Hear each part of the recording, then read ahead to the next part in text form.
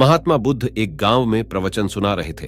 उन्होंने पास हुए लोगों के समीप अपनी मधुर वाणी से सभी को संबोधित करते हुए बताया कि हर किसी मनुष्य को धरती मां की तरह सहनशील तथा क्षमाशील होना चाहिए। क्रोध मानव का ऐसा शत्रु है जो दूसरों को तो हानि पहुंचाएगा, साथ में खुद भी उससे नहीं बच पाएगा। इसलिए क्रोध, ईर्ष्या मानव की सबसे बड़े शत्रु है। सभा में सभी लोग शांति से उनकी बात को ध्यानपूर्वक सुन रहे थे। तभी वहां उस सभा में एक अति क्रोधी व्यक्ति भी उपस्थित था। वह पहले तो उनकी बात सुनता रहा, फिर वह अचानक महात्मा जी से क्रोधित होकर बोला। बोलते समय उसकी आंखें खून के समान लाल हो रही थी। उसने बोला कि तुम ढोंगी हो, यहां बैठकर लोगों को बेवकूफ बना रहे हो। ये जो भी तुम कुछ कह रहे हो ना, इसको सचमुच करना बहुत मुश्किल है। समझे, तुम्हारी इन बातों का कोई मतलब नहीं है। यह सब बातें कोई मायने नहीं रखती असल जिंदगी में।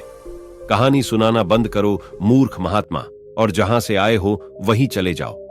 ऐसे कठोर वचन सुनकर भी महात्मा जी ने उस क्रोधी पुरुष का कोई विरोध नहीं किया और न ही उसकी बातों पर कोई भी प्रतिक्रिया दी। वह शांत रहे और अपना काम करते रहे, जिससे वह पुरुष और भी क्रोधित हो गया। उसकी समझ नहीं आया वह क्या करे। तब उस पुरुष ने महात्मा जी के मुंह पर थूक कर चला गया। अगले दिन जब उस व्यक्ति का क्रोध शांत हुआ और उसे अपनी गलती का पछतावा हुआ, तब वह आत्मग्लानि में जलने लगा और फिर उसने सोचा कि उस महात्मा से मुझे माफी मांगनी चाहिए। वह महात्मा जी की खोज में उसी स्थान पर गया जहां महात्मा जी कल प्रवचन दे रहे थे। लेकिन महात्मा जी वहां कहां मिलने वाले थे? वह तो अपने शिष्यों के साथ अन्य किसी गांव की यात्रा पर निकल पड़े। वह पुरुष सब लोगों से महात्मा जी के बारे में पूछता पूछता उस स्थान पर पहुंच गया जहां की महात्मा जी प्रवचन कर रहे थे। तब उस पुरुष को महात्मा जी के शिष्यों ने उसे उनके पास जाने से रोका, लेकिन महात्मा जी ने अपने शिष्यों को आदेश दिया कि आने दो उस पुरुष को। तब वह पुरुष महात्मा जी के चरणों पर गिर गया।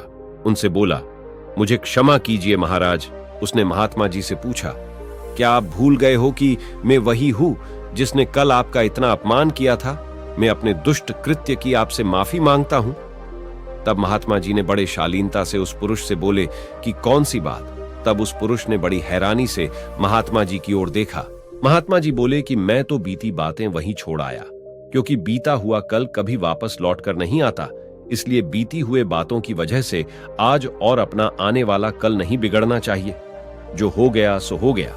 तुम्हें अपनी भूल का एहसास हुआ, यह सबसे बड़ी बात है। तुम अपनी गलती को समझ चुके, तुम अब निर्मल हो गए हो, इसलिए कोई भी ग्लानि अपने मन में नहीं रखो। अपने आने वाले कल के बारे में विचार करो और उसे सुधारने का प्रयास करो। महात्मा जी की बात सुनकर उस पुरुष के मन का भार कम हो गया और उसने महात्मा जी के चरणों को पकड़कर कहा, आज से मैं अपने क्रोध का त्याग करता हूं और धैर्यवान और क्षमाशील होने का प्राण आज से लेता हूं। तो दोस्तों, हमें इस कहानी से यह प्रेरणा मिलती है कि यदि अपने बीते हुए कल की गलती को लेकर हमें वर्तमान में उसका पछतावा न कर, उस गलती को हमें अपने भविष्य में कभी नहीं करना चाहिए, क्योंकि दोस्तों, बीता हुआ कल कभी लौटकर वापस नहीं आता।